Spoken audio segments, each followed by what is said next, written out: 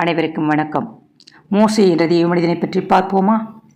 அந்நாளிலே பார்வோன் ஜனங்களின் ஆளோட்டிகளையும் அவர்கள் தலைவரையும் நோக்கி, செங்கல் வேலைக்கு நீங்கள் முன்போல் இனி ஜனங்களுக்கு வைக்கோல் கொடுக்க வேண்டாம். அவர்கள் தாங்களே போய் தங்களுக்கு வைக்கோல் சேர்க்கட்டும். அவர்கள் முன் செய்து கொடுத்த கணக்கின்படியே செங்கல் செய்யும்படி சொல்லுங்கள். அதில் நீங்கள் ஒன்றும் குறைக்க வேண்டாம். அவர்கள் சோம்பலாய் இருக்கிறார்கள். அதனாலே தாங்கள் போய் எங்கள் தேவனுக்கு பலியிடுவோம் என்று கூக்குரலிடுகிறார்கள்.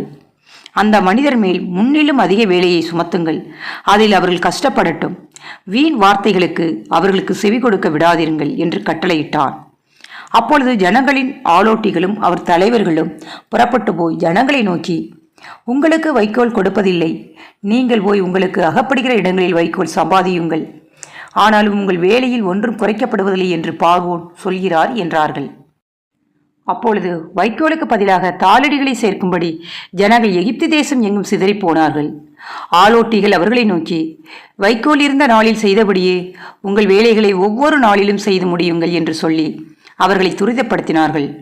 பார்வோனுடைய ஆளோட்டிகள் இஸ்ரவேல் புத்திரர் மேல் வைத்த அவர்களுடைய தலைவர்களை நோக்கி, செங்கல் வேலையில் நீங்கள் முன் செய்தது போல் நேற்று என்றும் ஏன் செய்யவில்லை என்று கேட்டு அவர்களை அடித்தார்கள்.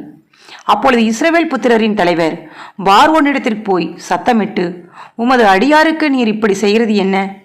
உமது அடியாருக்கும் வைக்கோல் கொடாதிருந்தும் செங்கல் அறுத்து தீர வேண்டும் என்று எங்களுக்கு சொல்கிறார்கள். உம்முடைய ஜனங்களிடத்தில் குற்றம் இருக்க உமது அடியாராகிய நாங்கள் அடிக்கப்படுகிறோம் என்றார்கள். அதற்கு அவன், நீங்கள் சோம்பலாய் இருக்கிறீர்கள். அதனால்தான் போக வேண்டும், கர்த்தருக்கு பலியிட வேண்டும் என்கிறீர்கள். போய் வேலையை செய்யுங்கள். உங்களுக்கு வைக்கோல் கொடுக்கப்படுவதில்லை. ஆனாலும் கணக்கின்படி நீங்கள் செங்கலை ஒப்புவிக்க வேண்டும் என்றான்.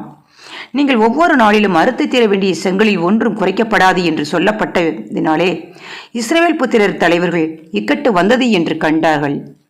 அவர்கள் பார்வோனுடைய சமூகத்தை விட்டு புறப்பட்டுகையில் வழியில் நின்று மோசேவுக்கும் ஆரோனுக்கும் எதிர்பட்டு அவர்களை நோக்கி, நீங்கள் பார்வோனின் கண்களுக்கு முன்பாகவும் அவருடைய ஊழியக்காரரின் கண்களுக்கு முன்பாகவும் எங்கள் வாசனையை கெடுத்து எங்களை கொல்லும்படி அவர்கள் கையில் பட்டயத்தை கொடுத்தது நிமித்தம் கர்த்தர் உங்களை பார்த்து நியாயந்தீர்க்க கடவர் என்றார்கள். அப்பொழுது மோசே கர்த்தரிடத்தில் திரும்பி போய், ஆண்டவரே, இந்த ஜனங்களுக்கு தீங்கு வர பண்ணினதென்ன? ஏன் என்னை அனுப்பினீர் என்றான்.